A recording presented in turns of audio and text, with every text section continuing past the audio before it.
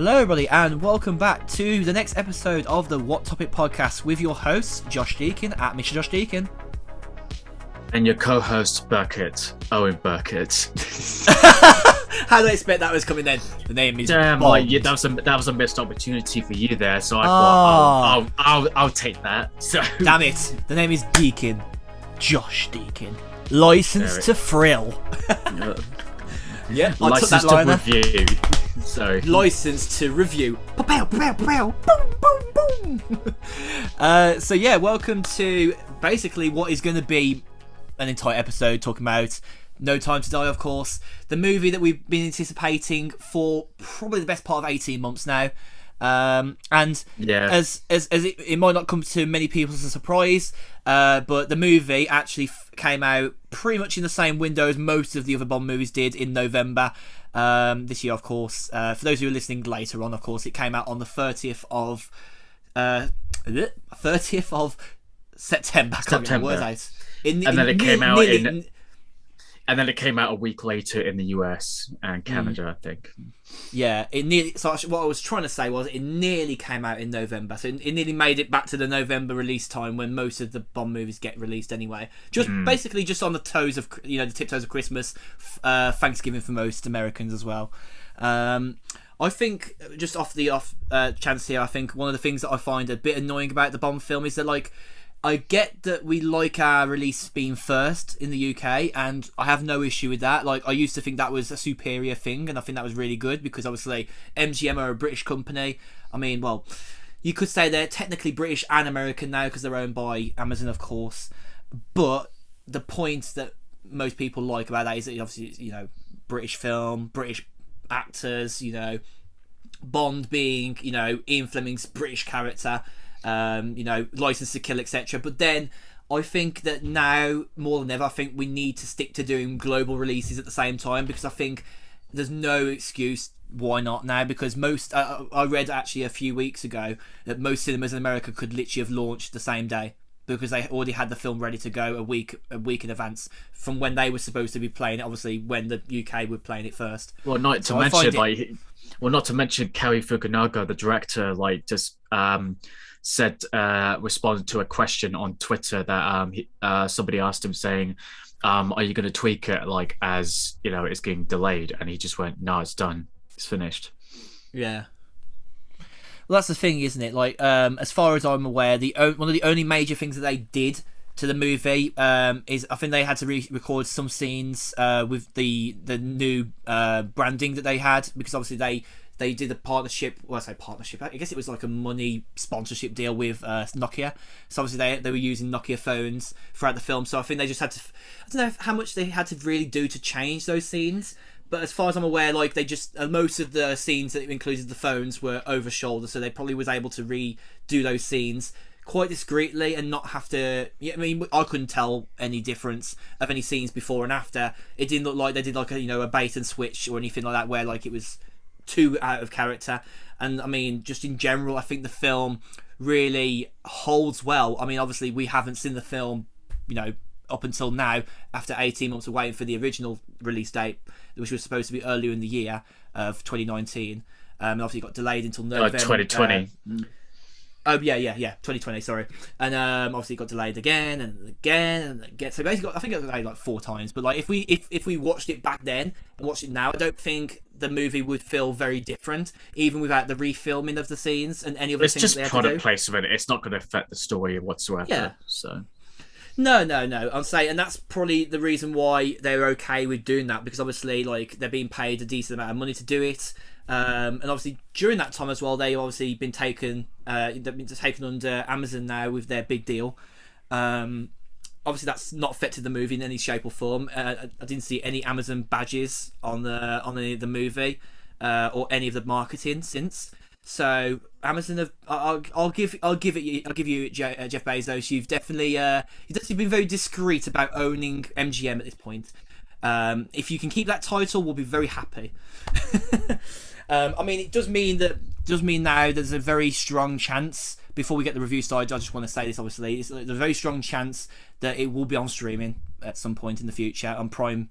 I think there's no reason why now that Amazon owns MGM, that they won't pursue that back catalogue and put it on Prime Video. I mean, it was sort of already alluded to anyway when the deal was secured a few months ago. I think it's going to be the same way as they've released films on Disney Plus. Like when it comes out on digital DVD and Blu-ray, then they'll probably put it onto on the streaming services, and it will also boost subscribers to Amazon Prime, go on it. Yeah. I think it at this point now, like it seems inferior to keep fighting being not on a streaming service, because you can make so much revenue being on that service. And I mean, now there is no excuse, into the point that like Amazon owns them, so Amazon would be stupid not to put them on their service when they own the rights to the films. You know, there's like if that deal went through with Apple, I don't know how that would have fared with Apple. Maybe that would have boosted Apple TV Plus subscriptions by multiple times. I don't know.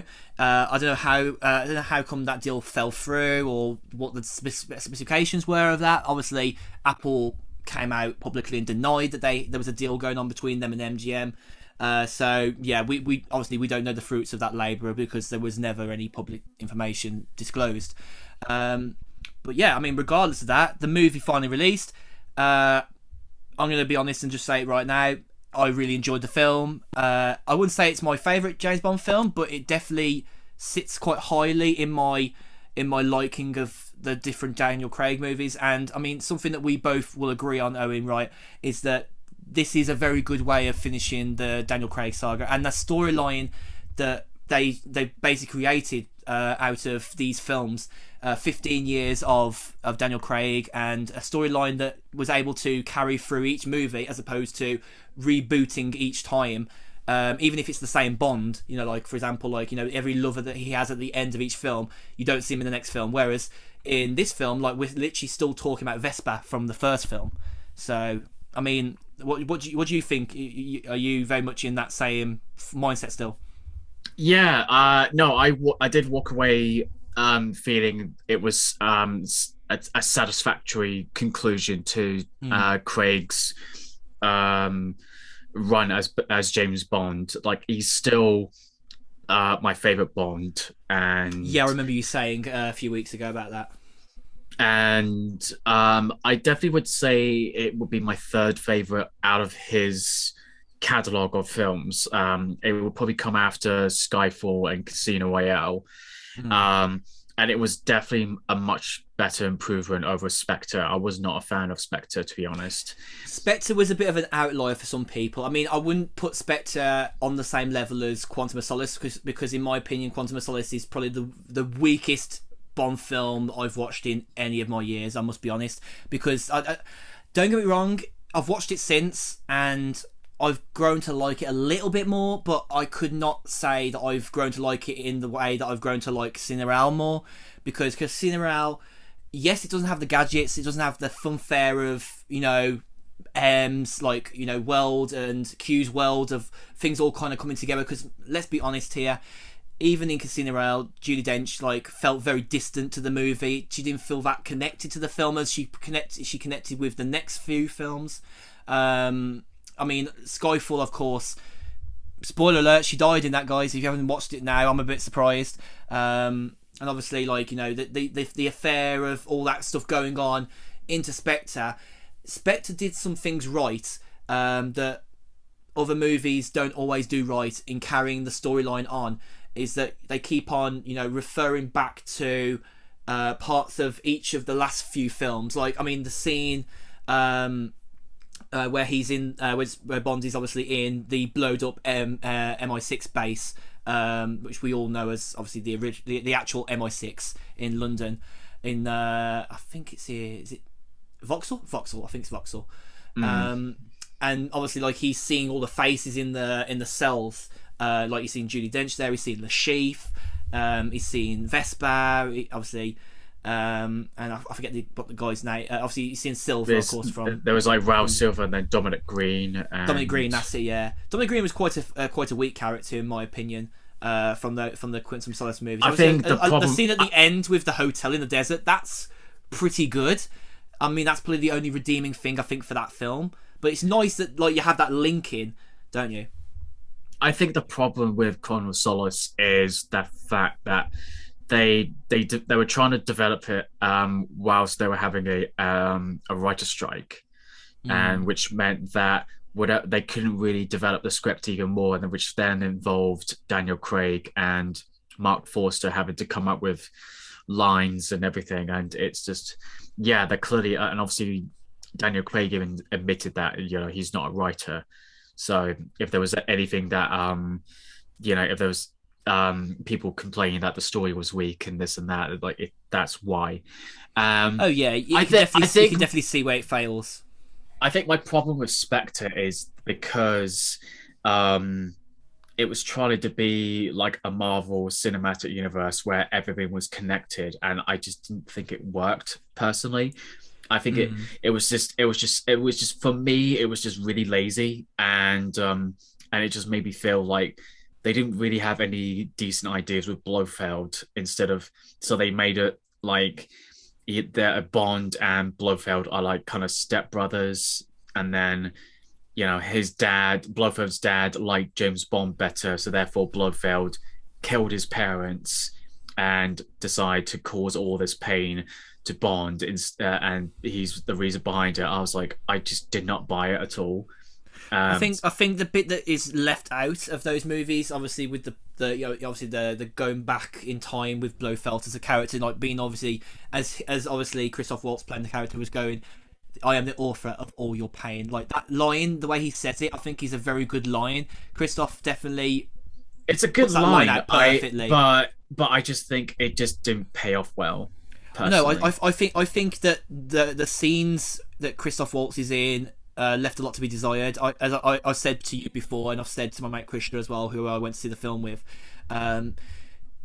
Christoph Waltz is an absolutely exceptional actor. He is, and I feel like he's never really been given the full beans on any of the Bond films. Like even in No Time to Die, I feel like he dies a bit too easy, and I think like that really annoys a lot of people. Oh, sorry, spoiler alert. I should have, yeah. But I mean, like the way he goes out of the film, I should probably say, because that's a little bit easier to kind of like digest at this point. I think he's very lazy and very Spectre-like. So I don't know how you feel on that. I think the way that with how Spectre came into, like, I really like, okay, so if we're going to go in order, like what happens then, yeah, I really did think, okay, so obviously the opening after the gun barrel sequence, which is cool. That was I really like the introduction of Safin when he comes in with the sort of the Japanese sort of mask, and that's a very good sort of like start of the origin story for Madeline. Yeah, and then it was just, you know, then it would cut to Bond and Madeline Swan, you know, retiring in, was it Italy, Greece? I think it's Italy. I'm not too sure. It's either Italy or Greece. It could be Italy. But like, it's very one of the things that I like about those scenes is it's very reminiscent of the very small blip of time that Bond and Vesper had before obviously she died in Venice. You can see that nice romance of them being in bed, not wanting to get out of bed, doing stuff. Like you can see the love is there, and you know it's pure. And it's like the synergy is 100% locked in, more so than when he was with Vesper.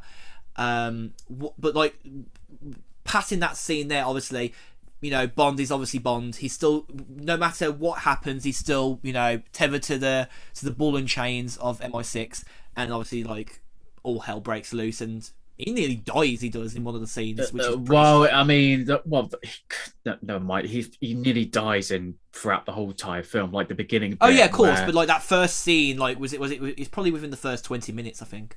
That first scene where he gets blown up nearly. Like he nearly gets. Yeah, it's like a really quiet moment, and then, you know, just comes out of nowhere, and then you find out that Spectre is basically targeting him, and it's going back to Casino Royale when he has trust issues, when, you know, he's been double crossed before, and Yeah.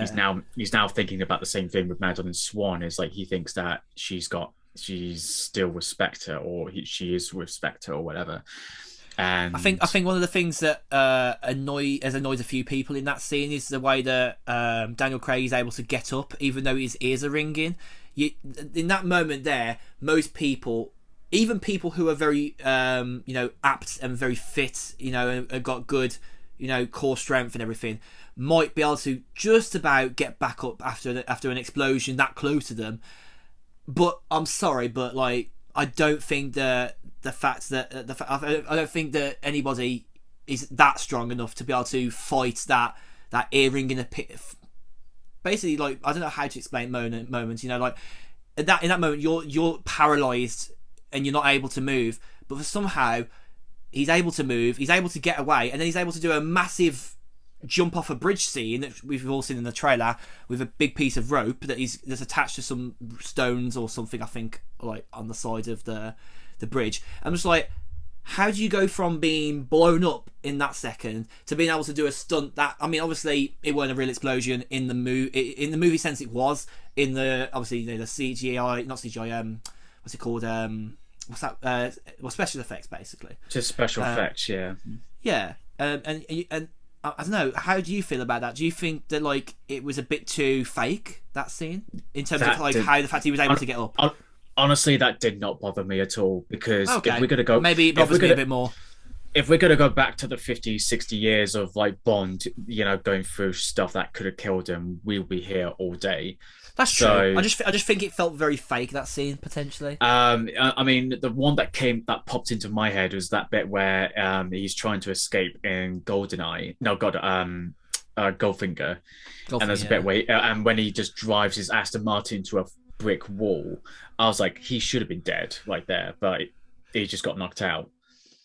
So yeah, I get you, yeah. But I mean, obviously after that scene, obviously this is a spoiler bit, obviously, but like Madeline basically is put on a train by Bond, and that's the last we see of the two of them together for about 5 years. So they're doing some time jumping again, and at this point Bond is on his own again in the middle of the Bahamas. Jamaica.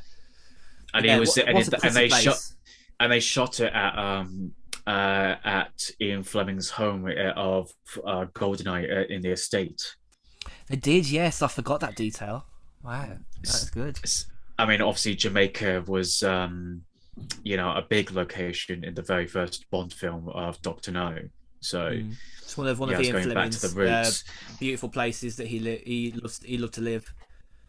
And obviously that was where we have Jeffrey Wright as Felix Leiter again, which is I like Jeffrey Wright. He's just constantly always I mean, he's on a bit of a roll here. Like, he's obviously Felix Leiter in this film, and then he was the Watcher in What If series for Marvel, and they're going to release a new trailer for the Batman where he plays Lieutenant Gordon in the film. Yeah, that's going to be amazing. I'm like, out of a lot of the sort of DC stuff, I'm actually really looking forward to the Batman, because the Batman's one of my all-time favourites, in terms of superheroes. But yeah, I mean, that'll be quite exciting, that will. And obviously we'll talk more about that as obviously the months go by up until the release of Batman, which is obviously out next year. But we also get introduced our first female 000 agent. Yes. Played by Lashana Lynch. Lashana Lynch, yeah, who's an absolutely impeccable actor. She was in a really good show, Captain Marvel. She was in Captain Marvel. She was in a really good show on the BBC as well called Clique, which was obviously one of the shows done by Phoebe Waller-Bridge as well. I believe, if I get that right. Okay, but then that's an interesting connection, because obviously Phoebe Waller-Bridge also co-wrote this script, and that was because Daniel Craig brought her on board to punch up the script and the humor, which I think, honestly, the inclusion of Phoebe Waller-Bridge with this film was a bonus, because the humor in this film for me really worked. Yes, the humor was really good in this show, like unbelievably good. In this movie, it was unbelievably good. It was. I really think they hit so many high notes in this movie. Even down to so obviously the bit where we see Q for the first time again. Obviously, he's about to have a date, and they just barge in there and start it also reveals that Q's sexual orientation. Yeah, so that was interesting. Yeah. And you know what, like I wouldn't have said it's one of those moments where you go, yeah, another LGBT represented character in a film, because Bond they've already sort of alluded to that sort of stuff anyway in the past. But like the fact that there is 100% representation just in that character alone was brilliant, definitely. What I liked about it was that, unlike what Disney keeps trying to do and fails miserably, is that they kind of just mentioned it, and then it's just a matter of fact, and then they just went, I'm having my boyfriend over, and the last thing I want is you two being here. And no, the other thing that really made me laugh, and I'm surprised not much people laughed as well, is when Bond and Nomi meet for the first time, and then there's two things actually. So she takes her wig off, and he goes, well, that's not the first thing that you usually take off, or something like that. And and the second thing is when they go like, "You're a double O," and she goes, 2 years, and he goes, "You're young," and goes, I achieve early," and he goes, "Achieve early, Jesus Christ!" Like that. Yeah, it's pretty much a sex joke at that point. Let's be honest. Well, it was not really a sex joke. It's just the fact that it's just, the fact that she's just being quite smug, like saying, I'm a high achiever at such an early age, and he's just like, for fuck's sake, really. Yeah. So. I just wanted to quickly just say, from what I said earlier about Khalik, I actually made a mistake. It's another actor, actually. I've just confused two different actors. Okay. I believe that she was going to be cast in that show, but I'm not too sure on that detail. So I just wanted to clear that up. But Phoebe Waller-Bridge did actually. But yes, at least you made that connection somehow. Yeah.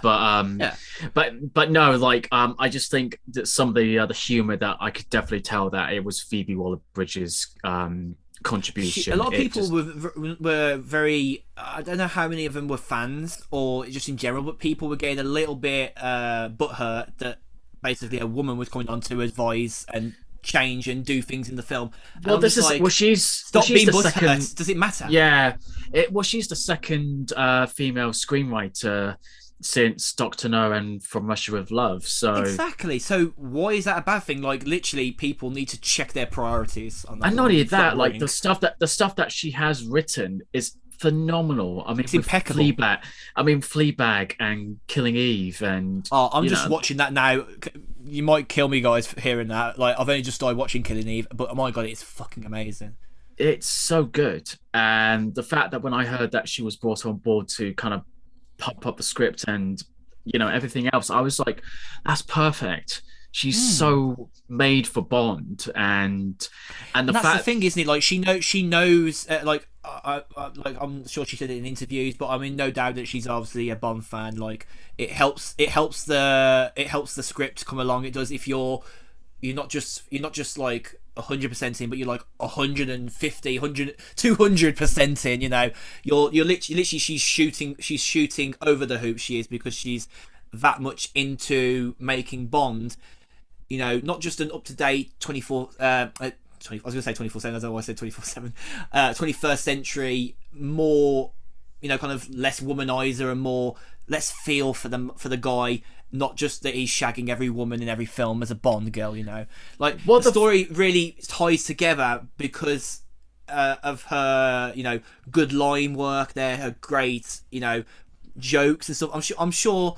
You can kind of really see actually her influence throughout the film in many points in the film, like even within the first few minutes. Obviously, like when as you say, like we meet obviously the new 00, and obviously she's just like literally like, oh, look at me, I'm like goody two shoes, and Bond's just like, oh, Okay. Like just the sort of snoodiness and the it's very much a Wallaby Bridge kind of inspiration. You see it.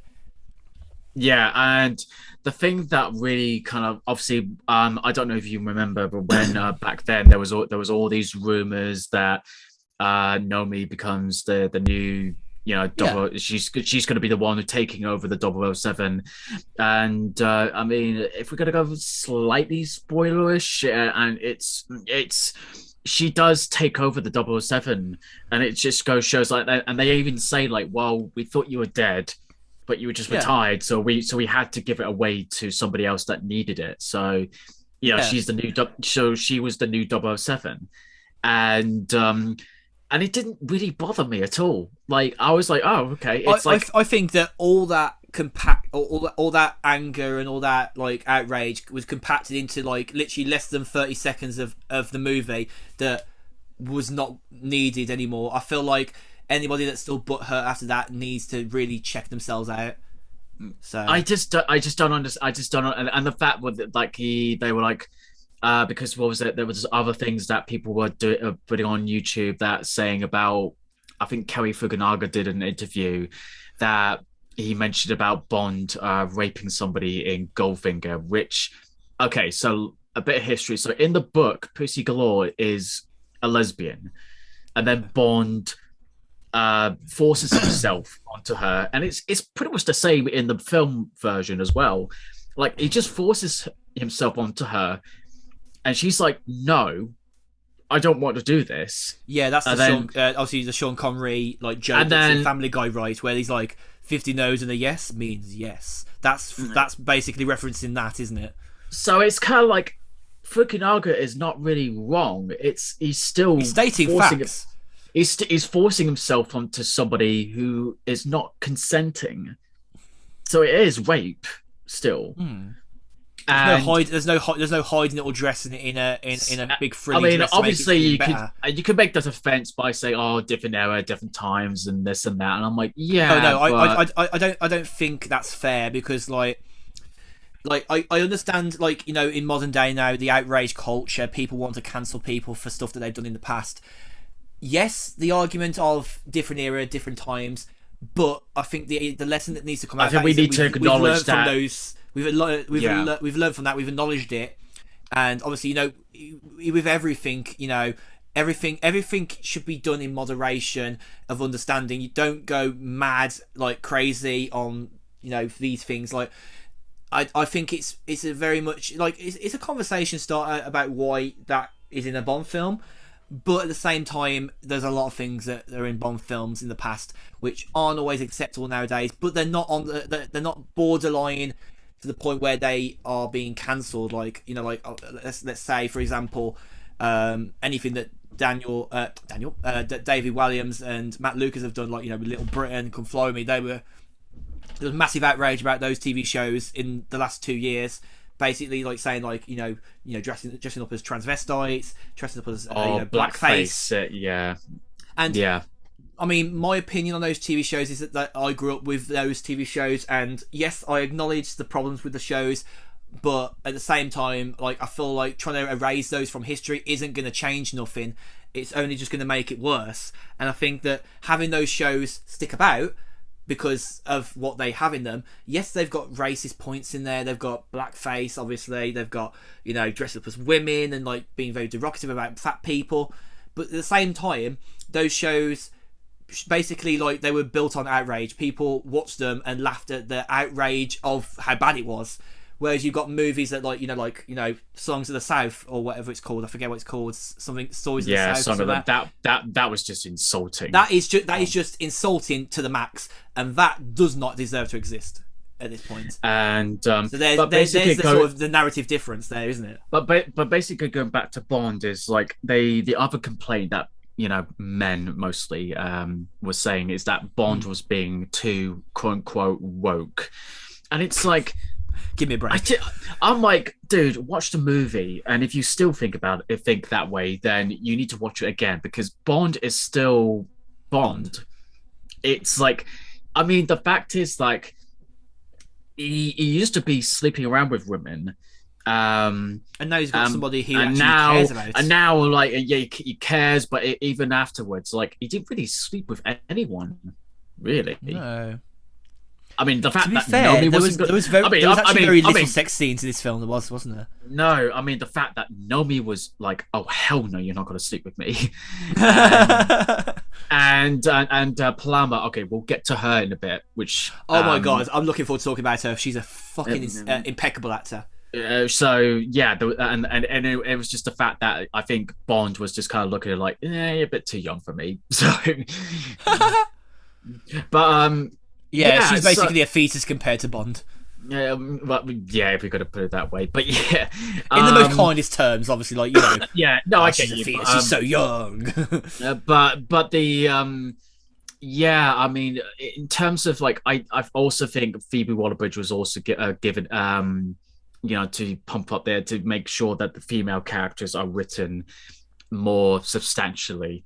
Yeah, and they give it more volume.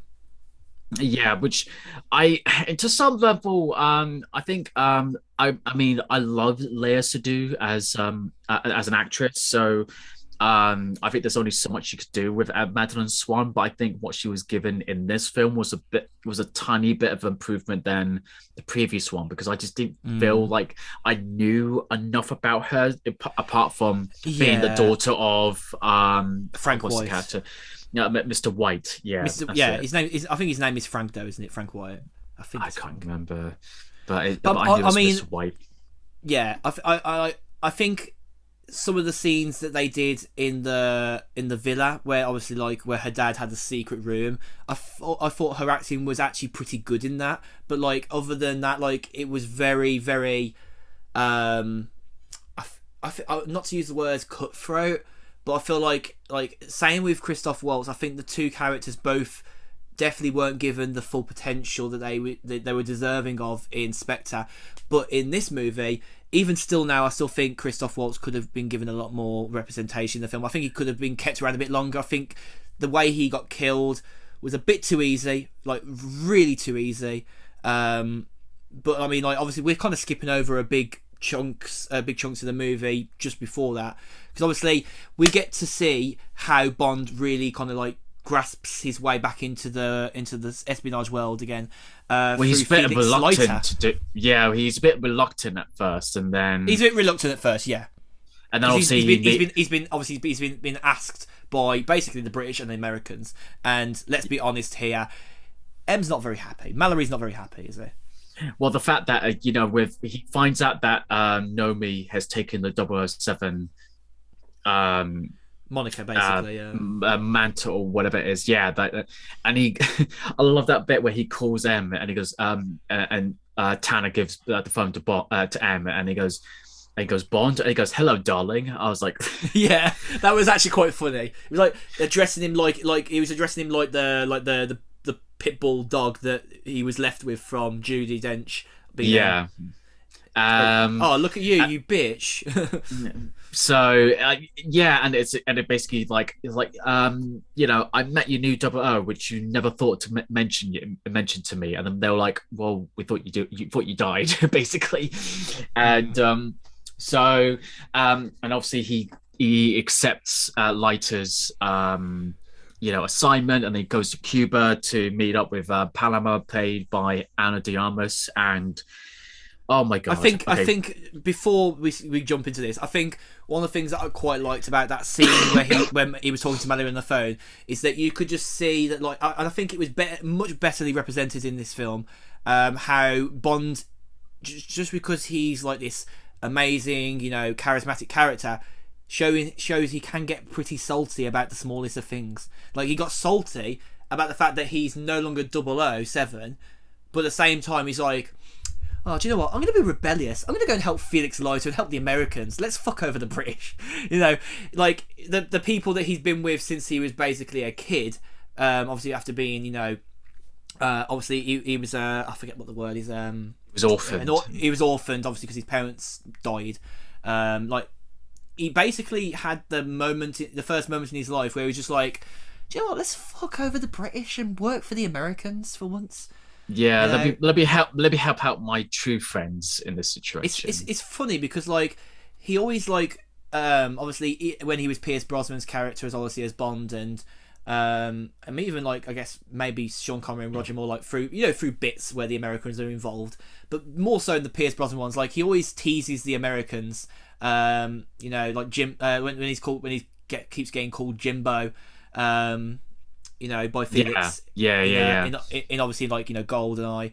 And like just all those little things like even actually in what the was it Tomorrow Never Dies, like the Americans are like, what, where, and he's just like, like very it comes off, his Britishness rubs off on the Americans, but in this instance the Americans are rubbing off on him and he's like, okay, I might get into bed with the Americans and help them this time. Well, this is quite similar when he did the same thing in License to Kill. Yeah. When he obviously helps the Americans because obviously Felix Leiter like almost died, and then he decides to go against British orders to find out who was responsible. Blah blah blah. It's almost like a calling back to that, isn't it? A little bit, but then he just goes to Cuba, and then I forgot to mention there was another character called Logan Ash, played by Ben something. I'm just about to bring it up, but I remember the Spectre again another spoiler. Oh yes, sorry, yeah. You're being very terrible with spoilers. Yeah, I think that also one of the things that we're missing out very big here in the movie, we should probably acknowledge quite soon on, is what basically the big kind of plot is in the movie. Like obviously not too much of it because we don't want to ruin it for you, but basically on the surface of things there is a weapon just like every other Bond villain has. This one being created by MI6 surprisingly in the time that Bond's been gone, which has sort of been alluded to already before the film came out about what the premise of the Bond villains, what he's doing and what he wants to do. He basically wants to take over the world, like every other villain does. It's a very sort of cut and paste thing for a Bond film, but it's done in a really good way. Actually, I wouldn't say amazing compared to any other Bond movie. Like obviously people look at Moonraker and go, was that really a Bond film? But I think it was a great Bond film, and that's just me personally saying that. But like you look at this role for Safin, obviously being played by Rami, an exceptionally beautifully marvel of a character. I really do love Rami. And obviously other shows like iRobot. Mr. Robot, excuse me. Mr. Robot. And obviously, unfortunately, I haven't had the chance to go and see the Queen movie that he's in, obviously, Bohemian Rhapsody. I really want to see him in that, but I didn't get a chance to go to the cinemas, and obviously I haven't had a chance to like pick up the film, and I guess I've been waiting for it to just come on streaming services so I can just go, It's on Amazon Prime. It's either on Amazon Prime or on Netflix, so it's definitely one of those. Maybe I'll now that I know that, the knowledge will take me to the press the play button on that one. But no, honestly, what did you think? Like, obviously, without spoiling too much of the plot, what did you think of the Bond villains? Kind of regime. What he wanted to do. I mean, okay. So, if we're gonna compare with the Daniel Craig's Bond villains, I think Le Chiffre and Silver are definitely the best ones. They're definitely the strongest. Le Chiffre is a very troubled character. I think. The way I read it as well for some reviews. He's not a typical Bond villain, but he's obviously he's aesthetically typically like a Bond villain because he's got that scar on his eye and he bleeds.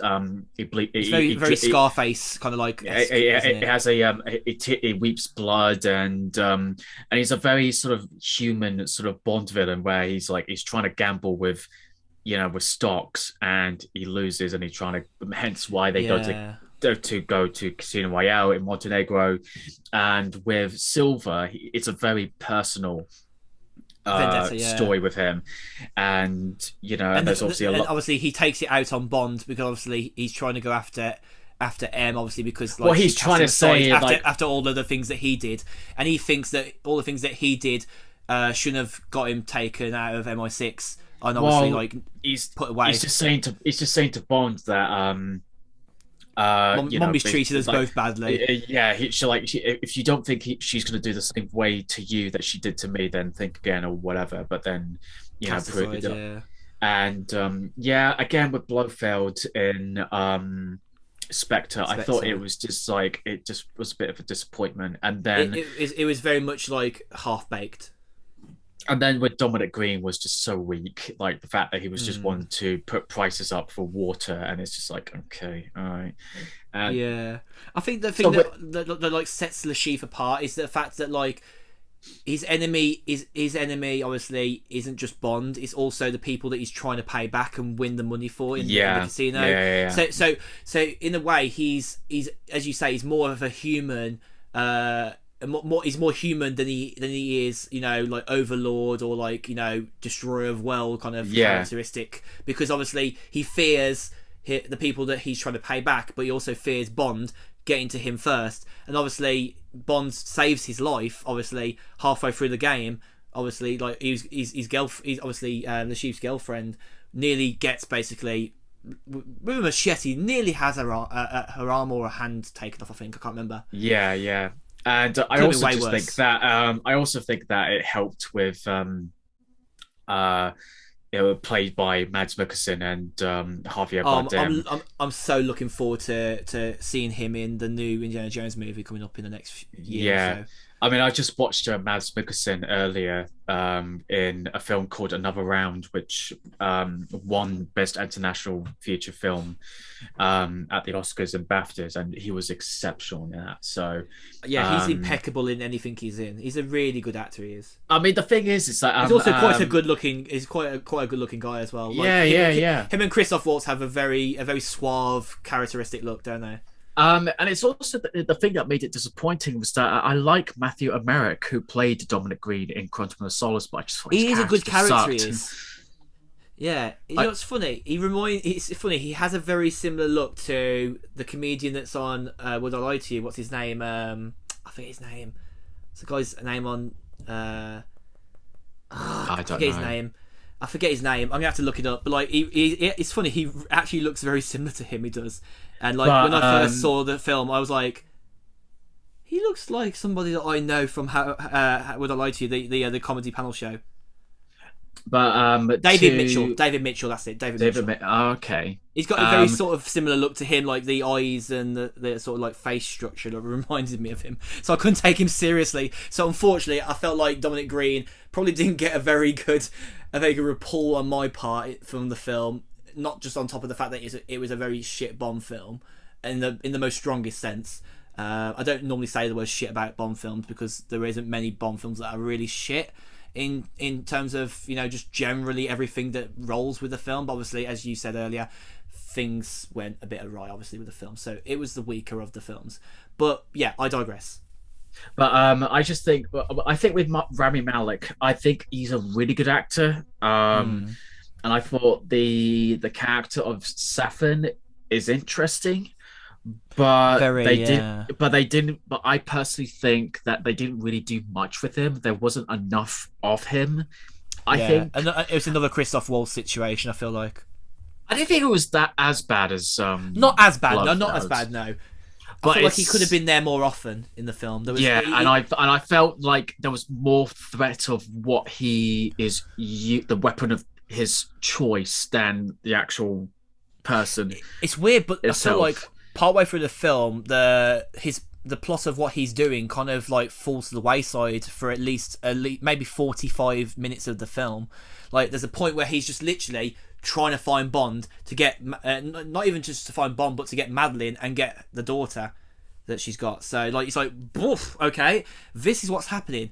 But the scene where he finds them in the secret, like kind of like alcove in the forest, that scene is brilliant because he comes out from he enters from the right into the doorway where he sees them, and he's just there, like he just walks there and goes, just stares at them. The stare, like, and that's a really good thing for Rami, because Rami has like, this is something that a lot of actors strive to do and strive to get. And I feel like some actors have to go very method to get to that point. But whereas the difference with Rami is Rami has that, like, he can stare at you, look, and he could not even be acting at that point. He could just be staring into the distance, thinking what he wants for dinner. And I think that he's very much like, I feel like he's born with that characteristic that makes obviously his acting that much more supercharged and that much more realistic, to the point where you could think he might be very method at that point. And like, it's just a natural thing that he's good at. Like, some people just have a really good natural stare as actors. I think he's definitely made an impression aesthetically, as like he does very little. He does a lot by doing very little, and that's what I think he kind of excels at. It's just, again, I just didn't think there was enough of his character to say much about it, which is a bit of a shame. But it is. Talk again. We keep trying to get to this character, and somehow we get sidetracked. But Ana de Armas as Paloma, she was one of the highlights of the film. Like, honestly, if she doesn't win an award from this film, I will be really shocked. I mean, I wouldn't go as far. I don't think she's going to get nominated or anything like that. Even just a nomination, I think she is deserving of, because just the way that she conducts herself as the agent. Like, I love the almost tipsiness of her CIA kind of like representation at the start of like when they both meet for the first time.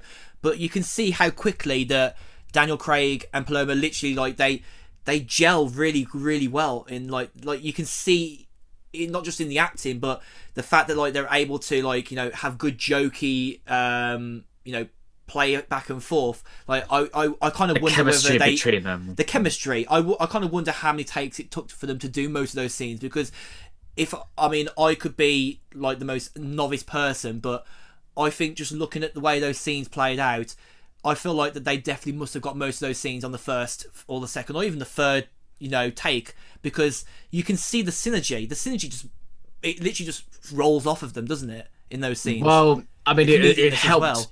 Well, it helped with that Daniel Craig brought her on board due to working together on Knives Out. Exactly, yeah. The two of them are literally impeccable in Knives Out, which I'm looking forward to seeing more of course. Yeah, and I just thought I loved her sense of naivete. She's a very she's a rookie CIA agent, but then when the action kicks off, she's fully capable, and it was just like, what, even though you saw glimpses of it in the trailers, it still made you go, holy shit. Like, it just goes to show that like she almost kind of pretends to be clumsy, or like deliberately comes across as clumsy, so that Bond sort of dismisses her for the first few minutes. I don't know whether that's intentional, or that maybe that, I don't know if that's a Phoebe Waller-Bridge input in that, like, so that Bond like doesn't always feel like he's the best in the room. Like, he kind of shows him up a little bit, maybe. I don't know. Well, I loved that how when, you know, they meet up and they go, and I loved how she goes like, you're late, and then he goes, are you supposed to give me are you supposed to say something about Paris? And she goes, what?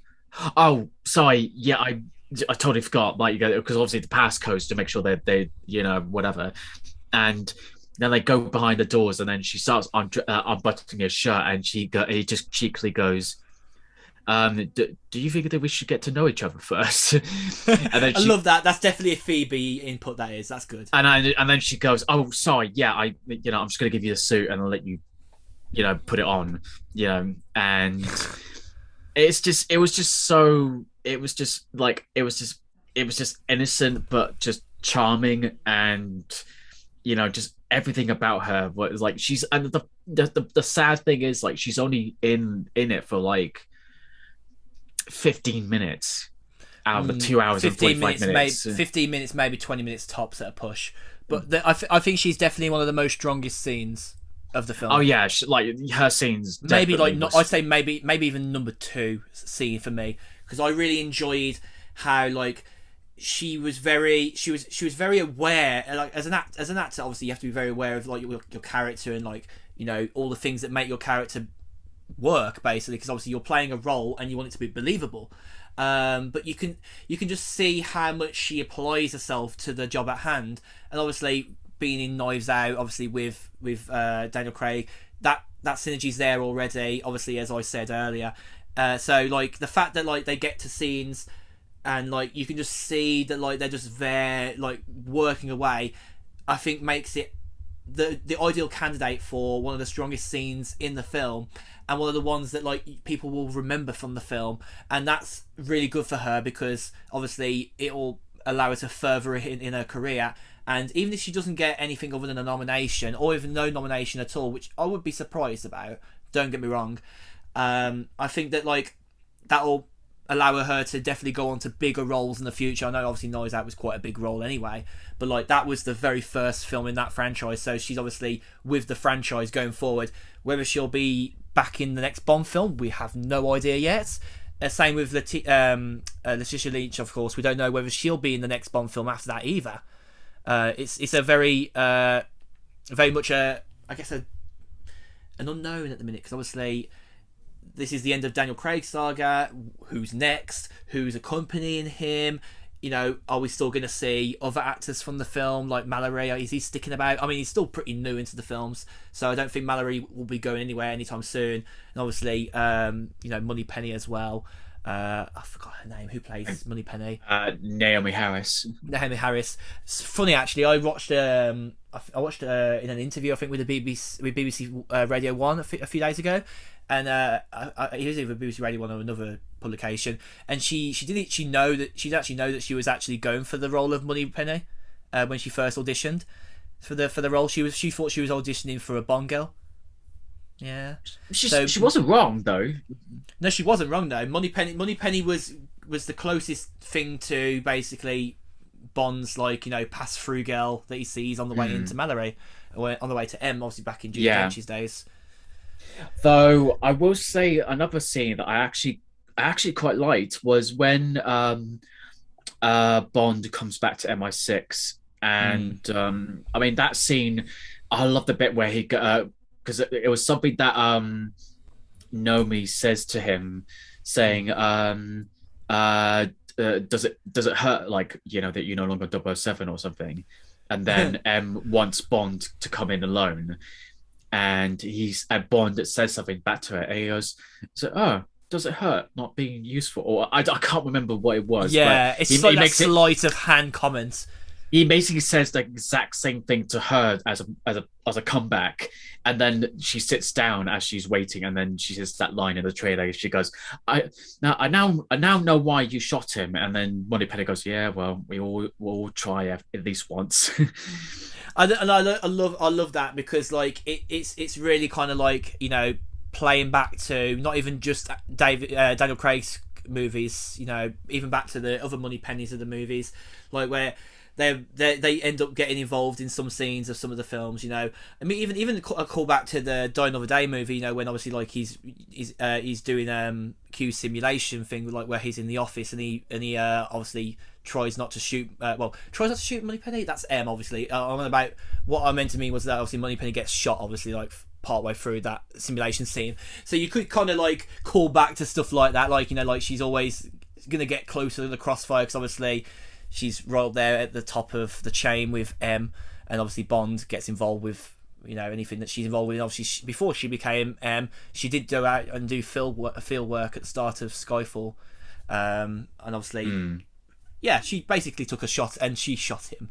So that's a good callback to that, when she pretty much shot him. Like, we've all taken a chance, and I mean, she didn't exactly say it, but she did take a shot at him, and obviously, as M put it, take the bloody shot, right? Yeah. That one line that just ended Bond for a little bit there, Yeah. So, I'd probably say, moving swiftly on into the next scenes, I think at this point now we're probably gonna have to say it's going to be really difficult not to spoil the film. So if you haven't watched the film from this point onwards, just be aware that there is going to be spoilers, because it's going to make it difficult otherwise. Yeah. Go for it.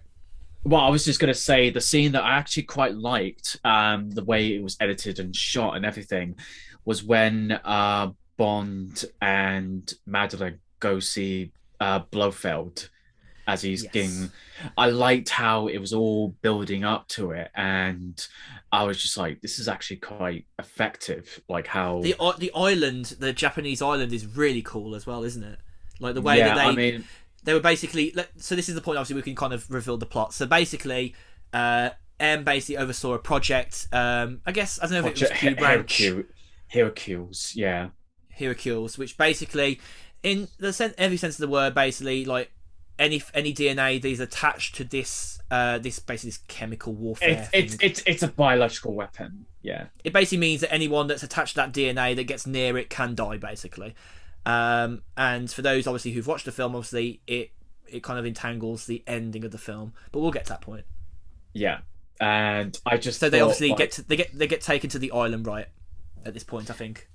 Well, no, I'm talking about the bit where they see Blofeld and he's like he's on that machine, and it's just like he's just obviously, you know, he's getting up to that point, and I'm like, I thought the way that it was shot and edited was just so well done. Oh, really well done, really impeccable. And it was just like obviously Madeline is like getting really on the edge, like because the scene before that, Safin meets up with her, and then asks her to put this this thing on her hand or something. Yeah, which is basically the chemical, which is harmless to the person, but obviously if she touches that person that is connected with that chemical, then they die basically. And obviously, unfortunately, she cross-pollinates. I think you could say cross-pollinates in a way, like because she basically taps Bond. Yeah, Bond, you know, grabs her wrist or something, and not knowingly, you know, has it as well. And yeah, so and it was kind of funny. Like my brother and I was thinking the same thing when I was watching it. I was like watching this whole film when he was talking about biological warfare, and I'm like, dude, this is COVID. Like, like it's honestly like it's just, you know, it's just it kind of made me wonder, like, did they delay? Obviously they delayed it the first time because obviously that was when the early stages of the pandemic and everything. And everyone was doing it. It was the first film to basically say we're basically postponing. But I was thinking, like, did they delay it again just because it's too fresh about the idea? Like, is that I did think that as well, but I think that now thinking about it, I feel like it's less of an argument and more weaker thinking about it. I think it's not as bad as saying, for example, like, you know, a movie about like, you know, a building being crashed into by a plane. Obviously, that there was a Friends episode that was actually not broadcast and was actually put on the DVD extras, I believe, back in the day. Obviously, around the same time that 9/11 happened. And obviously they made like a joke about a plane going into a building. And obviously that is insensitive, obviously, because of what happened at the time, and they obviously couldn't broadcast that. So I don't think that would be. I don't think it's even close to that in the same vein. Thinking that COVID could be, you know, misinterpreted with this biological warfare in this film. But I can see where your point's coming from. So, I mean, that's what it is, and when they get to the there was another character that I was not, I didn't mind it, but the character I was not overly fond of because I just thought he was slightly getting a bit irritating. You might know who he is. It's the character was the Russian scientist Voldo Obuchev. Yeah, he was annoying. He was the one that basically was working with MI6 and also he was working at MI6, but then Spectre as well. And I like the actor. I like David Densick, but yeah, he's a good actor. He is. But I just thought the character was just a bit like, you know, early on, like when he was just getting taken away by the villains, and when they put those magnets things as they go down, they went, "Oh, magnets!" I was like, "Yeah, okay." A bit like, yeah, a bit weird that was. And then there's that bit where he tries to run away, but then Naomi like kicks him in the face, and then whatever, and then again, we're going to go to spoilers, but that bit where she like he's just talking shit to her, and then basically saying, you know, I could kill you and everyone else, you know, and this and that, and then And then she just basically goes to the point where I'm like, you know what? Why the fuck do I need you? And then And she yeah, she says kills that, him. Yeah. and then she says that line where it goes, you know what time it is? And he goes, what? And he goes, time to die. Kicks him off into that. It was really good. That was. And he's just like, he goes into that vat of chemicals where they making the biological weapon, and he's just like going, la, la. Obviously, then, yeah, it was killing him basically. But I was just one of the when that scenes happened, I was just like, thank God for that. Yeah. Yeah. Saying that though, one of the scenes that I think was quite strong for him was obviously the scene back early in the film, obviously where obviously Spectre was supposedly meant to be killing Bond, and instead he re-engineered the system using data he got on all the Spectre to kill all the Spectre, all the people, Spectre agents. So basically, what that I didn't understand it too much at the time, but a bit later in the film, it makes more sense why he's done that. He's done that because obviously Safin wants Spectre out of the way at this point now. He wants to be able to focus on Bond and his own plans, and with Spectre still around and obviously Blofeld still around, that couldn't happen. So obviously he made Madeline obviously go near him to kill him, but obviously unfortunately Bond grabbed her arm. So then when Bond punched Blofeld, he didn't punch Blofeld. He grabbed him. So he grabbed him. Yes, sorry. Yeah, he tried to strangle him to death, and obviously a few seconds later they look back and he's dead, and they're like, "What the fuck? Why is he dead?" And obviously it kind of like spiraled from there, really. And I feel like that's where the movie really picked the pace up, because we knew what was going on, and obviously Mallory obviously had to say what was going on, because obviously his hands were pretty much covered in blood over that, and obviously what had happened since. And then obviously what happened next with Spectre and all that stuff. So you kind of like at that point have to like kind of be into the storyline to really continue to enjoy it. I do think that some people might be a bit switched off to it because it's probably a bit too technical. I argue this is the current, standard of what we do in movies now. Like, I mean, you could say it's on the level of biological warfare. You could say like, if you can't get your head around this, then you can't get your head around most zombie movies or video game franchises like Resident Evil, for example, or Call of Duty, or even Call of Duty, like just doing chemical warfare in some of the modern warfare games. You kind of have to appreciate that it's a 21st century thing that you see more of now. Gone are the days of actually, to be fair, you could say that Moonraker was on the same lines as well, actually, because obviously he was sending the modified plants that would basically poison and kill people. Well, it was just got to kill people, but then he wanted like a superior race in space. Yeah, which you could say that pie is a bit saft, and I think a lot of people would still enjoy even though the film that's the thing about Safin that I wasn't really kind of like. I'm like, I kind of get it, but then it was like, it wasn't strong enough. That basically it was very Moonraker-esque, wasn't it? I wouldn't say Moonraker. It wasn't even close to that. I think it's just the fact that he is getting his revenge on Spectre because Mr. White had his family killed, and he wanted to just wipe out Spectre, and then after that, he would then wanted to use the biological weapon on the rest of the world until. Yeah.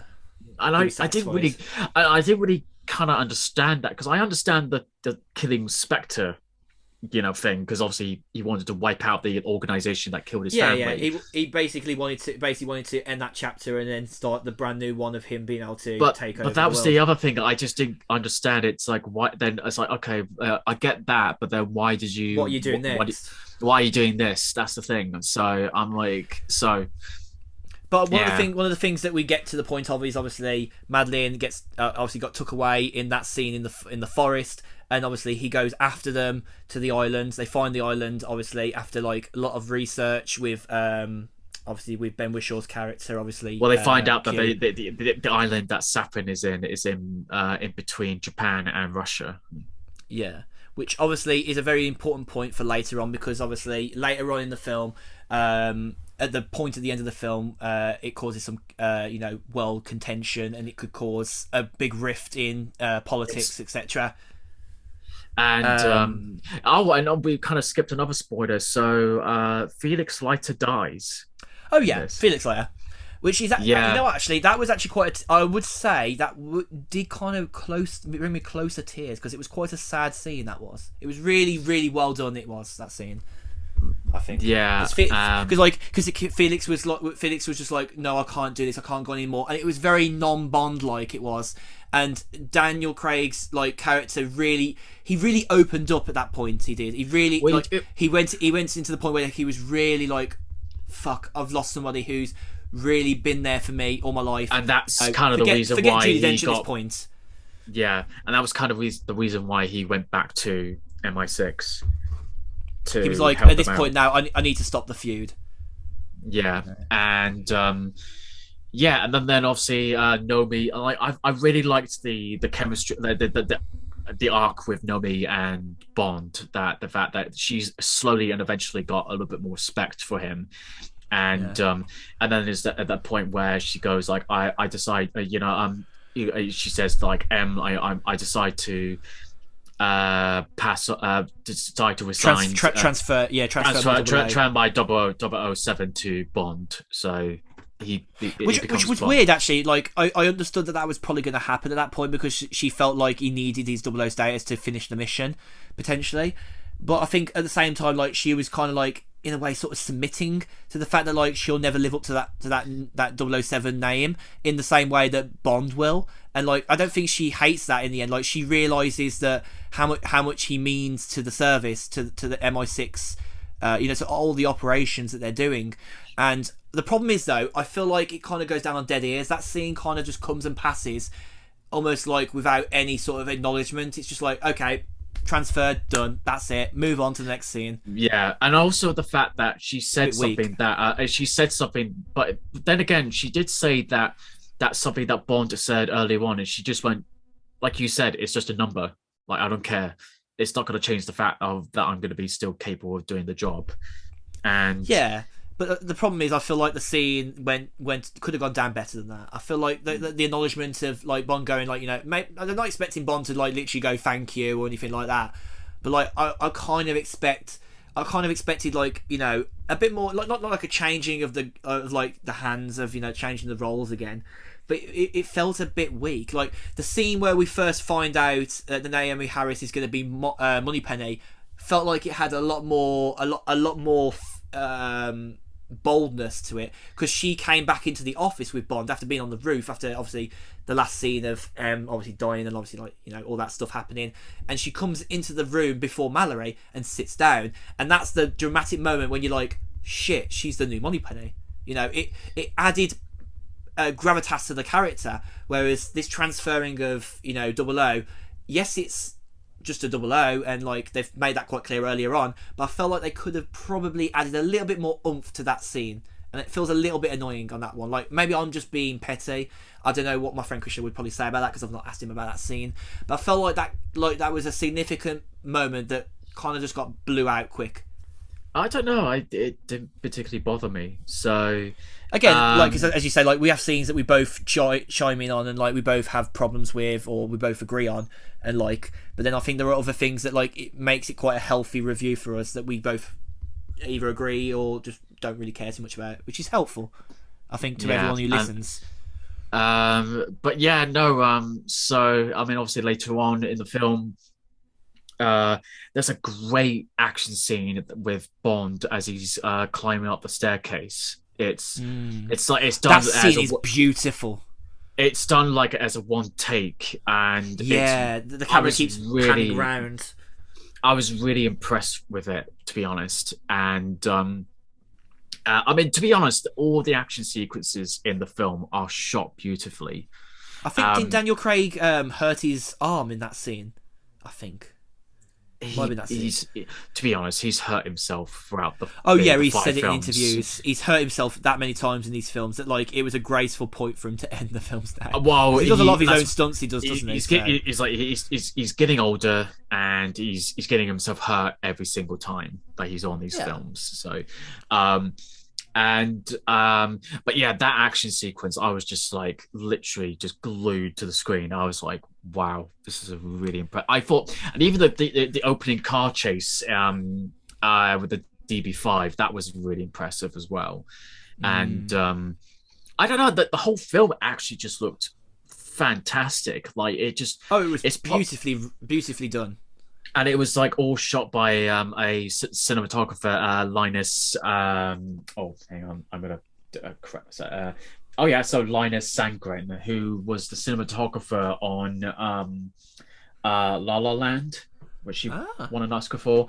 But yeah, no, I just thought like the whole film looked gorgeous. Like in some scenes, like even the bit where the Safin's men are walking alongside the building in London after the credits scene happened. It was just like the sunset, and then they're just walking down. I thought that looked fantastic. Yeah, creme de la creme. And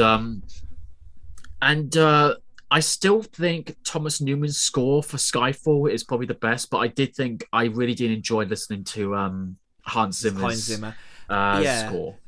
I think something that kind of maybe I felt like it was a bit of an attack on my part of Hans Zimmer's work, because I love Hans Zimmer's work, obviously Interstellar, beautiful music, is that my dad actually was not a big fan of the music in this film. He said that the music really didn't seem that much different. He thought that all the movie music that's come before it in the other Bond movies was better, which kind of surprises me, because Hans Zimmer has such an impeccable record in music production, even just sound production in general. He did like the gun barrel music, because you can listen to it on Spotify and Apple Music now, for those who don't know. And I think it's good that you can go back and. But you can listen to the whole album now. So yeah. But yeah, I don't know. That's something that kind of felt like a bit of an attack. Like, because my dad does love Bond films. Like, we've watched Bond films countless times. Like, I've watched probably majority of Pierce Brosnan's movies at least 10 plus times over, because they're just some of my favourite films, and like just the witty lines and all that stuff. So then when it comes to these movies, and like he has a bit of an issue with some of that stuff, and it's like, I thought you were on the same page as me. But obviously everyone has their own opinion. Like, I understand, like he even agreed with me on Quantum of Solace being poor. I don't think many people do disagree on that one, but I digress. The bits that like shine the best, I feel like, is the gun barrel sequence. The music climbs into the Bond barrel, like, that we've not seen very much of for the last few years. It's a really kind of like throw back into the real Bond that we missed a lot of. Obviously we didn't get that in Casino Royale, because he literally just comes into the white circle and shoots the screen. That's all he does. He doesn't do the dun dun dun properly. Like, no, but it's probably the first Bond film to not have the blood dripping down the screen. No, you're right. I actually didn't think about that. Like, because it literally just like almost like sort of fades into the middle, doesn't it? Which is very cleverly done. Well, I thought it's like, obviously it fades into the snow, that when you see that overhead shot with Safin walking towards Madeline's house, childhood home. I think it's actually the first Bond movie to actually start off with a different storyline start. Because most Bond films start with Bond like doing something espionage. Normally, like, for example, Tomorrow Never Dies. Obviously, they start like in that big sort of terrorist sort of like buying area, and they're like obviously trying to stop those nuclear torpedoes going off. What's his name? I forget the actor's name. He's in all of the Pierce Brosnan movies. In the big black trench coat, and he's like, those are nuclear torpedoes. The way he speaks is pretty. Was it Colin Salmon? I think he's a really good actor. He is. He was really good in the Pierce Brosnan movies. Yeah, I really enjoyed his character.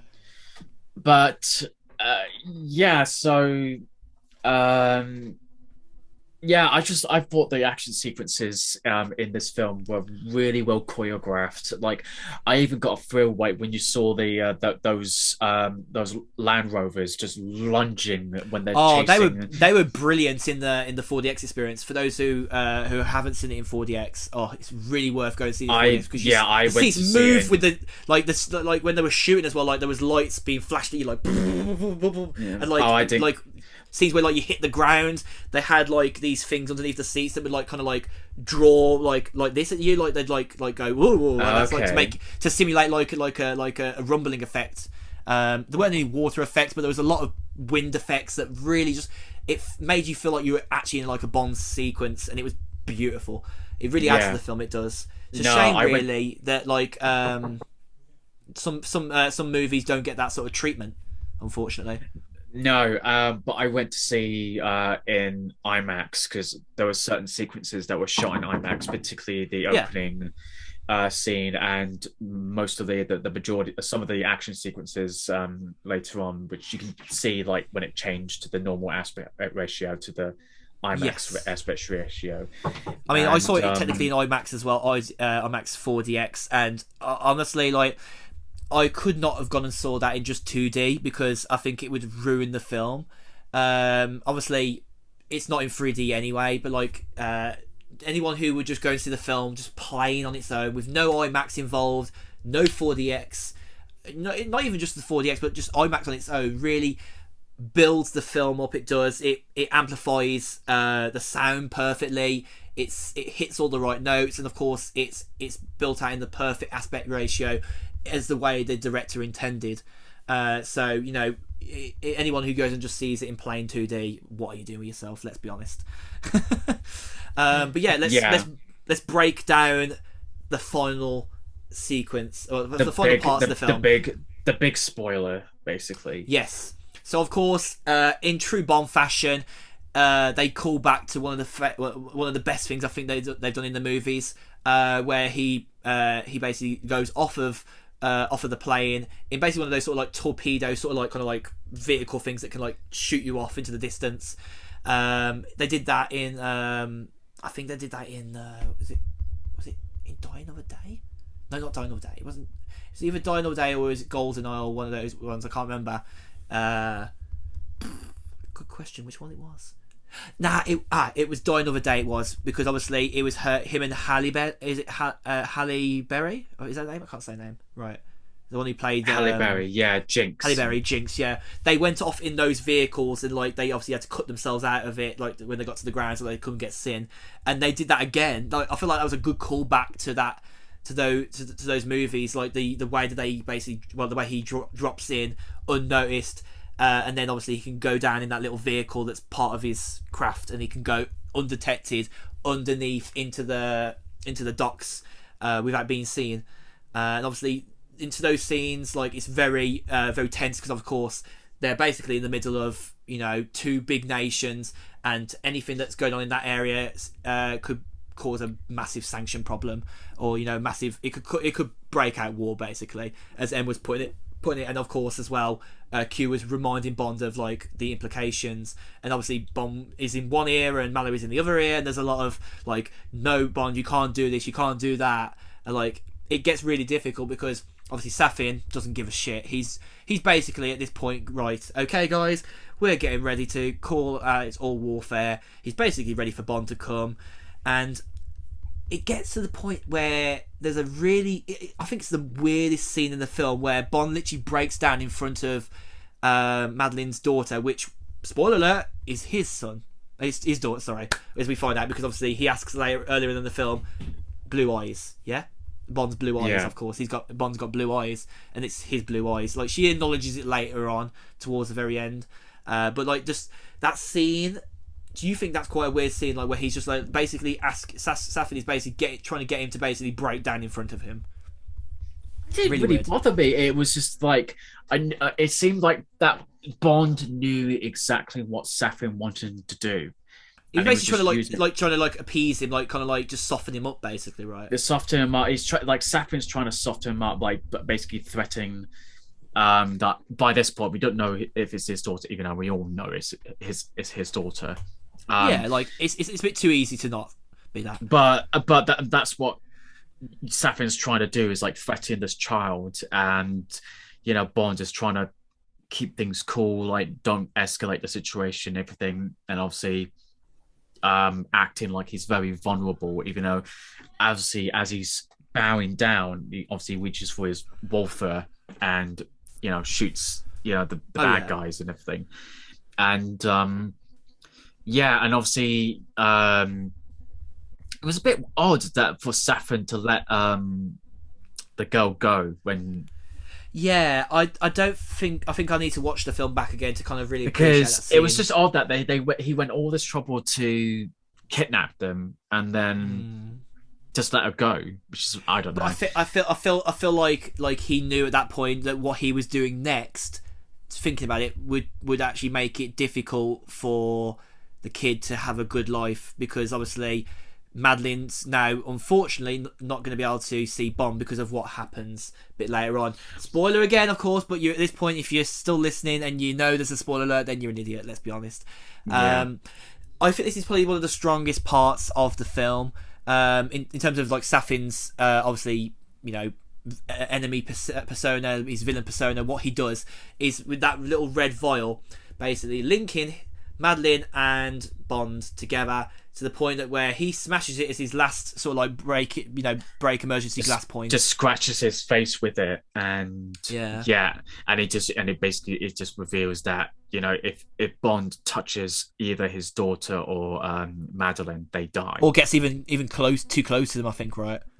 I don't know either. But I just think it just kissing him or just touching them. The scent on the hand literally being locked in. Just even like it's just scratches on his face, and he would not be able to just touch them ever again. And he just thought, by this point, you know, that's even worse than whatever. So and the thing that actually got me was when he gets shot quite serious, quite what's the word, quite critically. And Bond just gives it his all, and then to the point he breaks his arm. And I remember when that point, I literally went, "Oh!" like that. So I know that was like mad. That wasn't it? Like it was very, very like he grabs his arm and he just puts a lot of pressure to it. It's like, "Oh!" and then breaks it. I know. Like he actually had to put a lot of effort to it. But and then Bond just shoots him because he was like, "Well, fuck you then." And it's mad. It's pretty mad, because at that point, like, it feels like Safin's not putting much of a fight up, but when you put two and two together and realise what's happening, you're like, shit, he's had the last laugh.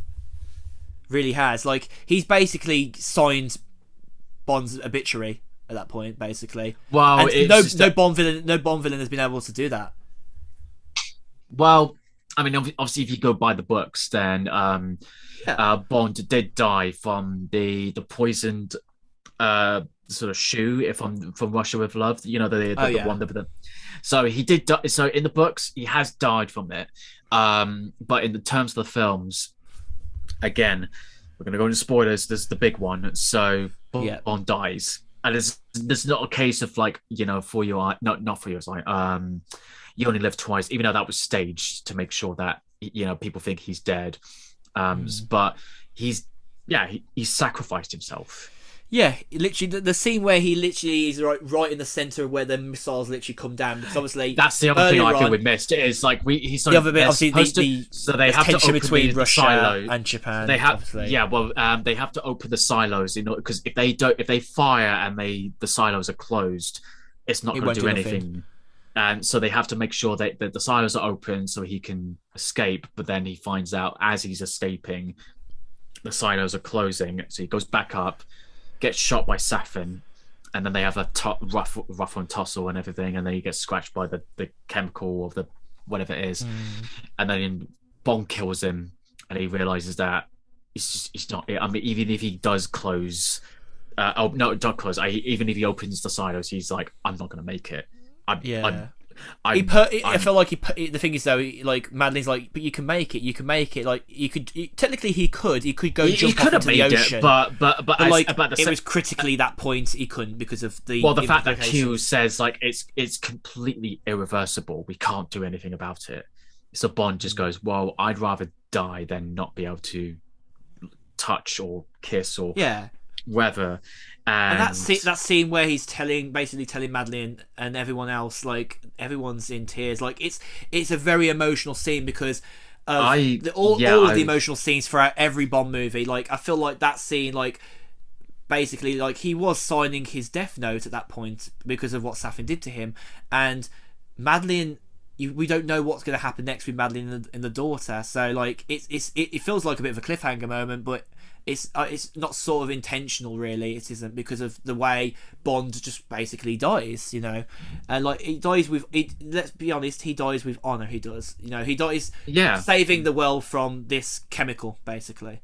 Yeah, and obviously I like the way that when afterwards they put a whiskey glass in the middle, and then they say this poem. I can't remember what it is, but they say that, and then they each clink his drink, and then you see that Madeline and his and her daughter are driving the same location they drove early in the film, and then they play the song from On Her Majesty's Secret Service. Oh, what's it? It's Louis Armstrong, and it's yes, the Time in the World or something like that. Something like that. But, it was a really nice poetic way to end the film. But I just thought, like, I was like, oh, okay. But then my sister did bring something up, like when he says we offer all the time in the world, and they said something similar in On Majesty's Secret Service, and obviously the big thing that happens at the end, obviously spoiler, but then again, it's a 60-plus-year-old movie, so it's if you haven't seen by now. Anyway, Diana Rigg's character gets suddenly killed by Spectre, and so when they said that in this film, my sister thought, "Shit, one of them's going to die," and they didn't. Obviously she didn't know that it was going to be Madeline or it was going to be Bond. For me, I was like, it was almost like a sort of love letter to Her Majesty's Secret Service. Then, yeah, and I felt like when he said, "I'll be right back," as they get driven on the boat, and then before the big action sequence on the staircase, I actually said to myself, "Oh my god, he's going to die." Yeah, I could sort of see it going that way. Like, even though I knew, even everyone knows that, like, this is the last Bond film. I think most people probably expected him not to go out with like a small bang. He was going to go out with a big bang. I thought, like, jokingly, wasn't it like, what is it, his way of saying, okay, if we're going to do one more, I'm going to have to die, because that way I'll definitely won't be able to do another one for sure. Yeah. So and he'll take James Bond's, you know, character to the grave, basically, at that point. Basically, and but although I'm speaking about the action sequence earlier when he finally fights Primo, aka as he calls him, Cyclops. I actually quite liked when he uses the gadget on his Omega watch and like fuses the eye to explode in his head. We completely skipped over that character. That character was really good. I quite enjoy. I mean, it's a typical henchman Bond villain. Yeah, you know? It was still pretty good though, because like he did follow him like from the start, when like obviously he was being blown up potentially by Spectre when he goes to see Vesper's, you know, remains. And it's a contentious kind of character, because like they don't really give him that much acknowledgement to the same tune as a lot of, you know, historic Bond villains like Jaws or Odd Job. Yeah. You know, you don't get that same familiarness. Like even Dave Bautista didn't get his limelight really, I don't think, that much either. Dave Bautista was kind of wasted in that film. I mean, I kind of get what they were doing. It like he was going to be the mix of like Jaws and Odd Job and everything, but really, they really didn't hit the note there. No, it was a weak. Although it was a bit of a cheesy line, that what Bond says, but I was like, you know what, I'm gonna let you go. I'm gonna let you have it. It's when he goes like, oh, Bond, you're all right. I goes, yeah, that gadget on your watch, that was mind blowing. That was a good line. Yeah. That definitely gave me very Pierce Brosnan vibes. That did that liner. Well, so that's the thing. There's that iconic line from Die Another Die where he goes, where he goes, you got a sparkling personality, and then Zhao like follows it up with, how's that for a punchline?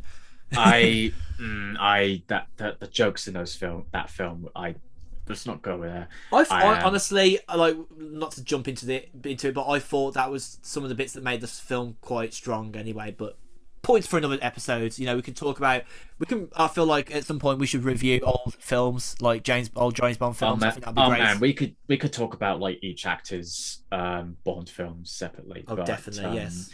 But no. So I think overall this film, I think it's a solid film. It's a solid honestly. film. It's definitely a departure from the weak failure of. Well, I wouldn't say it was a failure, but the It weakness wasn't a failure, that but it was was a. that was Spectre.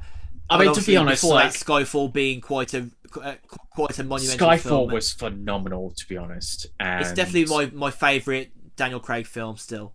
Skyfall. But with the inclusion of Cary Fukunaga as the director, when I heard his And name, Phoebe Waller-Bridge, of course. when I heard his name brought forward to become the director, I was like, oh, that's interesting. It is because interesting. because obviously his filmography is so varied. It's like he obviously did the first season of True Detective, and then he wrote and directed and shot and produced the Netflix film Beasts of No Nation with Idris Elba, which is fantastic. If you have not seen it yet, definitely go watch it. I like Idris and Elba. Idris Elba's great. and then he did the other Netflix series. He did a Netflix series called Maniac with Jonah Hill and Emma Stone. I tried to start watching that and I didn't really get into it. I must be honest. I was kind of getting into it. It was strange, but I got into it. But I still need to finish it off. It's like, and then he did an adaptation of Jane Eyre, which I was like, oh, that's interesting. So yeah, it's so different, and and then he came in to do Bond, and I was like, and then he became the first American filmmaker to do a Bond film. I was exactly. like, that. And then you got that characteristic of a British inclusion in Phoebe Waller-Bridge, of course. So like basically, you can say this was literally an American British handshake going on. Well, obviously, with Barbara Broccoli being half English, half American, and it seems to me that from the sounds of it, I think this might be Michael G. Wilson's last Bond movie to produce, because it does seem like it, like for the interviews that they've been doing, like the way that Barbara Broccoli did just introduced him, like it just seems like this is his last film. But to be fair, he's been going on for quite a few decades now. Yeah, like he's been there for generations. And if this is his last film, it's quite a film to go out on. It's definitely a good departure. And yeah, it was like, because obviously with Die Another Day, I don't want to keep treading on a dead horse or anything, but with that being the 40th anniversary and being Pierce Brosnan's last film, like it just felt to me, I was like, oh, okay. So, but with Daniel Craig just finishing off as his as his run with James Bond, I got slightly a bit emotional. I was like, I did shit. too. Like not crying or anything, but when but it hits you as a fan of his work. And I thought, like, with Fukunaga making some bold decisions, like obviously killing off Bond was, I was like, oh, they actually went there. So, and I just hope they do more risks in future Bond films as well. So I hope this is a start of something because I think if we keep doing what the quote unquote male fans like want him to do, like if we keep just with Piers Morgan, like commenting about, oh, Bond is supposed to be this and this. It's not very Bond-like, yeah. It's not Bond-like. I'm like, dude, we need to freshen things up. That's the whole point. So yeah, I think that's the thing. Like, if you leave something the same for too long, it gets stale. Yeah, and it's the same with with Star Wars and Marvel and everything. They've developed themselves and they've changed themselves over the years, and for very much the better. Like I've just recently finally finished What If, and it was a really good series, I have to say. I think it has its perfect notes in the way it is. I feel like we'll probably talk about it properly at some point in the next episode, because now we both watched it. I was a bit behind watching it because I've had such a busy last few weeks. I've not really had time to sit down and just enjoy it, and I didn't really want to do it on my phone. I wanted to sit and watch it in front of a TV. It was identifiers. Yeah, and then obviously it will lead up to Hawkeye, which is coming out near Christmas time. So indeed, and obviously we got the Spider-Man movie at Christmas, and then we still got and Eternals. We still got the Eternals, and of course we still got Shang-Chi that's launching on Netflix on Disney Plus on the 12th of November. So I'll be able to watch that because I didn't get a chance to go and see it at the cinemas. Finally, I get to talk about it. So yeah, we'll get to we'll get to pair a few things together. I feel like, unfortunately, money don't grow on trees. I don't have time to, and I don't have all the time in the world to go and see every film. So it was annoying, but like it's not going to ruin the movie, ruin the multiverse and all that stuff for me. I don't think, in the current generation of the MCU. But of course, we're going back off of that to Bond now, and just like saying that, I as you said, like I think this is a really solid film. It's a really, really well made film.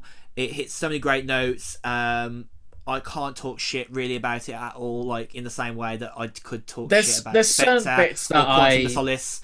There are weak bits in the film, but I feel like some reviewers were very critical of the timing of the film. Yeah, like, yes, it was a long film. Don't get me wrong, but I don't think the film felt slow at any point. It didn't feel long like at all. Yeah, it didn't feel long at all. I feel like it felt the perfect amount of time, and it hit every note correctly. And if you're one of those critics that think that the movie's time was too long, you're not a Bond fan. You do not understand how Bond works. Like, one of the things that made the old films feel like potentially a bit too quick is the fact that like the storyline is very easy to see, like, okay, this happens here, this happens there. You can skip to any point of the film and you'd be like, yeah, I understand where I'm at in this film.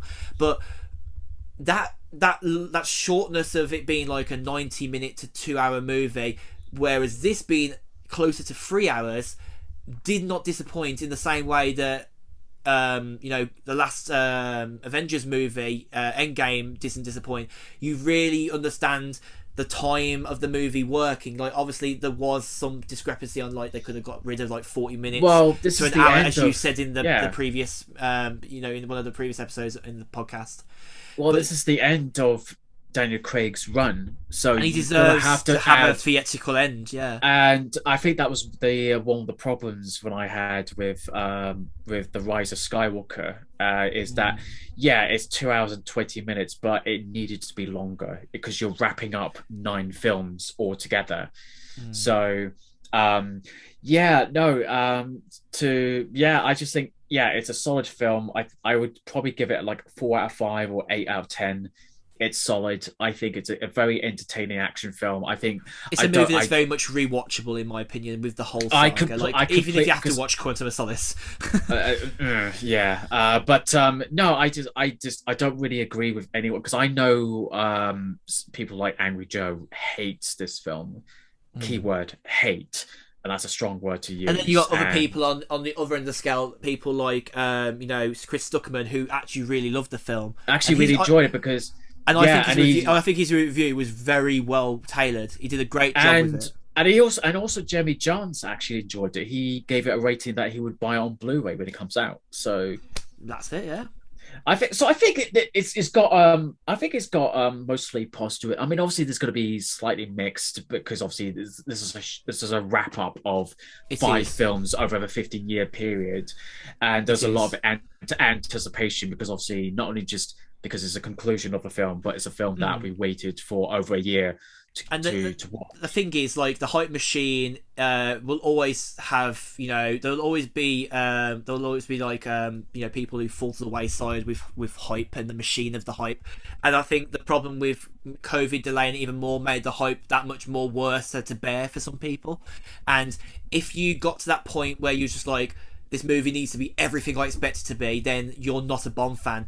You can't expect a movie that's been delayed that long to be that much better than it was when it was first announced. We knew where we were going with this movie. We knew this was the departure of Daniel Craig's Bond as we know it. And if you think that the movie is terrible in any of this in any major sense, then you really do not understand Bond at all. I think that's my ending sort of piece on that one. Yeah, I mean, the things that I would say is I can't imagine what the Daniel Boyle version would have been. Oh yeah, because Danny Boyle was involved earlier on, wasn't he? He was involved, and then it was going to be written by him and John Hodge, who wrote the Train Spotting films, and It would have been it would be interesting later on to find out what the idea would have been. I mean, there's only been reports to say that apparently Russia was involved in being the villains, which is a bit too close or being It's a bit too close to the wire with the old fashioned. Yeah. Well, it's not just the old fashioned way. It's just too close to what's happening right now. I mean, the fact that Putin is just an absolute fucking villain but that's neither here or there. All I will say is thank you, Daniel Craig. Will deeply and solely I will definitely miss you as being Bond, but I think you had I think you did a fantastic job. I mean, I was immediately a fan back in 2006 when I saw Casino Royale, and didn't disappoint ever since. Even with with Quantum of Solace and Spectre, even though there were slight disappointments, I still think he was just consistently the best thing since then. So definitely. Honestly, we could keep talking about this for a very long time. I think we could probably definitely go off onto many different tangents about all the different links to the Bond movies and to the to Daniel Craig's 10-year as Bond. But yeah, we'd be here for hours, as we say. But yeah, we'd like to thank you very much for joining us for this of course special long-awaited review. It's very much the one of the backbones of the first few episodes and onwards of this podcast. Of course, when we first started, it was very much when we were talking about Bond that had already been delayed for so long, Cineworld getting on the point of collapse potentially because of Bond being delayed and other movies kind of cascading on that one. But yeah, we've made it through. We've made it 18 months along, and we are here, and we've watched it. We've been there now. We've watched it, and we finally reviewed it. So yeah, thank you very much for joining us again.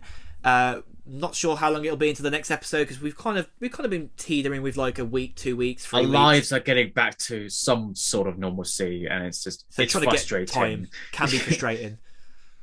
But yeah, I'll say as always, it's a pleasure, Owun, to finally get to this point to talk about it. And of course, it's always an opportunity to talk about Bond because we can natter about Bond for hours. Oh God, I mean, I'm still not finished modelling as Bond. I've still got a few shoots lined up. I'm not retiring the character just yet. It's like it just feels like it's been delayed ever since. But yeah, you've had your own delays, yeah. That's it. But thank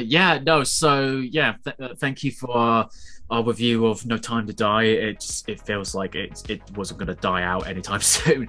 So thank you for listening, and I hope you tune in to the next episode. So I'm your host, Owun Burkett at Owun.Burkett. And I'm your co-host, Josh Deakin. Josh Deakin. At Mr. Deakin. Right. So I start something and you're going to finish it off. Okay. Right. Got it. But yeah, until next time, we will catch you later. Goodbye, everyone. See you then, and stay shaken, not stirred.